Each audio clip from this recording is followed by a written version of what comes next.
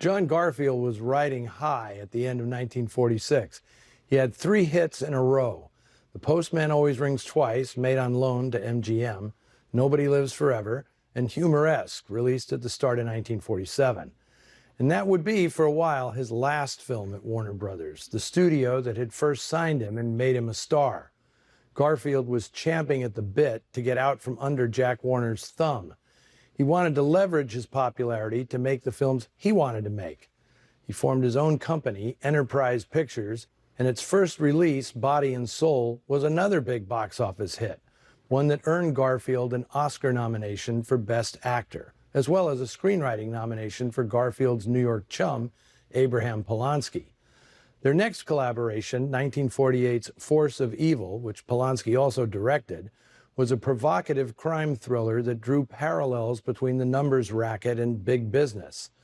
Well, that sounded some alarm bells in the House Un-American Activities Committee, and it eventually led to the demise of Enterprise in 1949. In its short lifespan, the company produced 9 pictures, including Max Ophuls' fantastic Caught in 1949, and 2 terrific Joel McCrea westerns, Ramrod and Four Faces West. Garfield still had some great performances left in him, including The Breaking Point and He Ran All the Way, but the pressures of the business and the incessant hounding of the HUAC committee led to his death from a heart attack in 1952, at only 39 years of age. His co-star in today's picture, Geraldine Fitzgerald, fared better.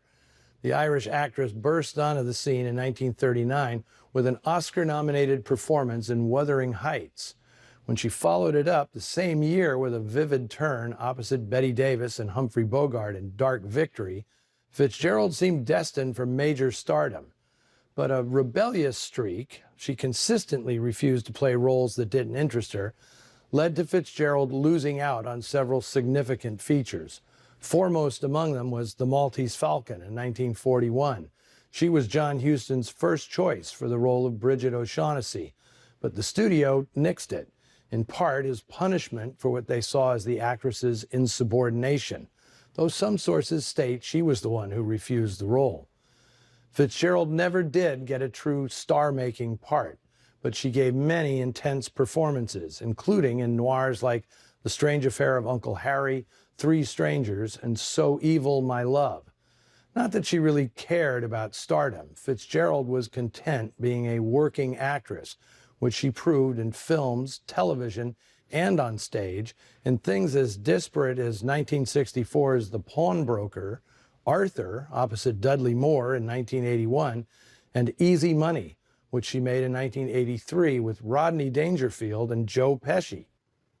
Another interesting thing about Fitzgerald is that she is the wait a minute, it looks like I have a customer. So what brings you to my neck of the woods, Miss Malone? Well, I was thirsty and I missed you. Oh, very, very nice. Well, what are you drinking? Could I get a whiskey, just neat? Yes, you bet. That's our specialty here. So are you taking a hiatus from TCM Imports? Well, what I wanted to talk to you about was, I hear that you're playing a French film noir next week. That is very true. Yes, Jean-Pierre Melville's La Deuxième Souffle. Ah. You know it. Yeah, that's a great film. Yeah, fantastic. A 60s film. Subtitles. Some of my fans don't go for the subtitles. Uh-oh. I know you do. Yeah. Yeah. Okay, fantastic. You need subtitles for me. Yes, of course. So will you be here for that? If you'll have me, I'd love that. Oh my God, that would be fantastic. Thank you. You can take that much time off. Yeah, I'll just stay here for the entire week, right Okay. here. All right, we won't tell TCM. No. Okay, great. Okay, well, you know the drill.